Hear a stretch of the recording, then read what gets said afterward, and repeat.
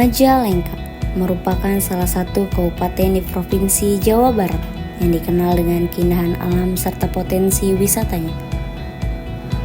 Berbagai destinasi wisata yang menjadi daya tarik bagi masyarakat lokal maupun wisatawan dari luar daerah.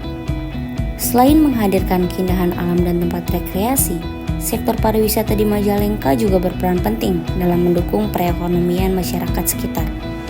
Mulai dari pelaku UMKM, pedagang, hingga pengelola wisata turut merasakan manfaat dari berkembangnya sektor pariwisata tersebut.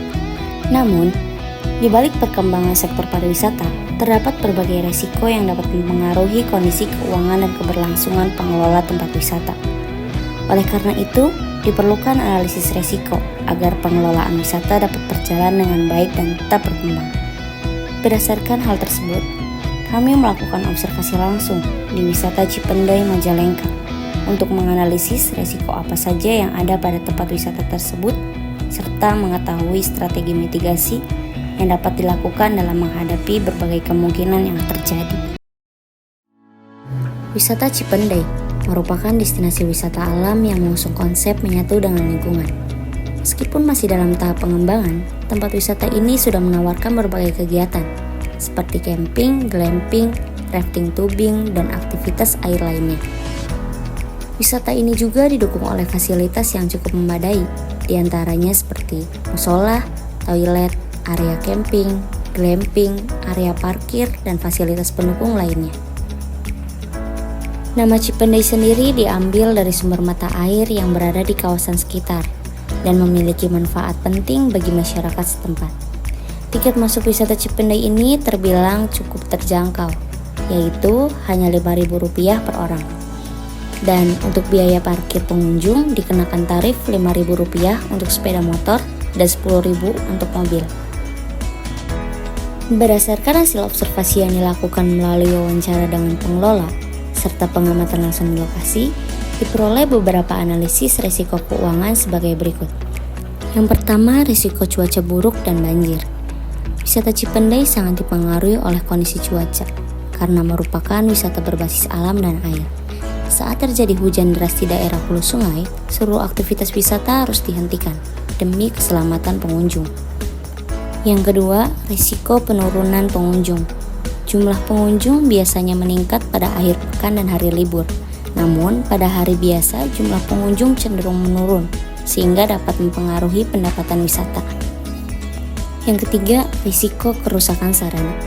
Karena wisata Cipendei ini masih dalam tahap pengembangan, sarana seperti akses jalan, area parkir, dan bangunan memerlukan perawatan serta perbaikan secara rutin.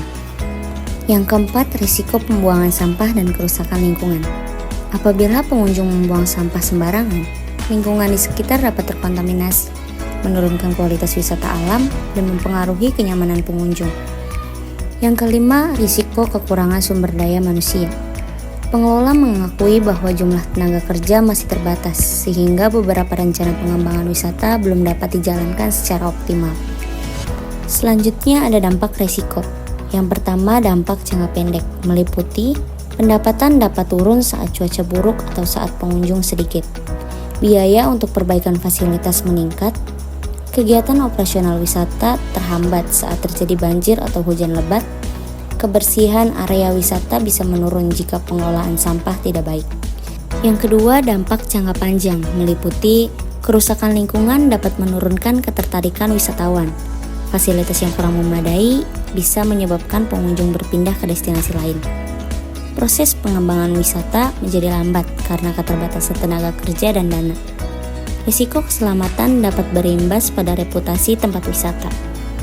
Selanjutnya yang terakhir ada strategi mitigasi risiko. Pengelola wisata Cipendei telah menerapkan berbagai strategi untuk menurunkan risiko. Antara lain, yang pertama, mengutamakan keselamatan pengunjung dengan menghentikan semua kegiatan wisata saat cuaca buruk.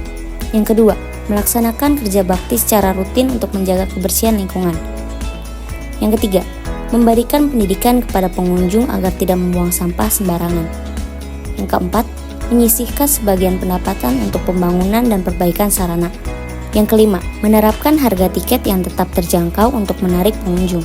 Yang keenam, menjalin kerjasama dengan objek wisata lain di sekitar lokasi. Yang ketujuh, mengembangkan promosi lewat media sosial seperti TikTok, Instagram, Facebook dengan nama Cipendei. Demikian hasil observasi dan analisis yang kami lakukan di wisata Cipendei Majalengka. Thank you for watching.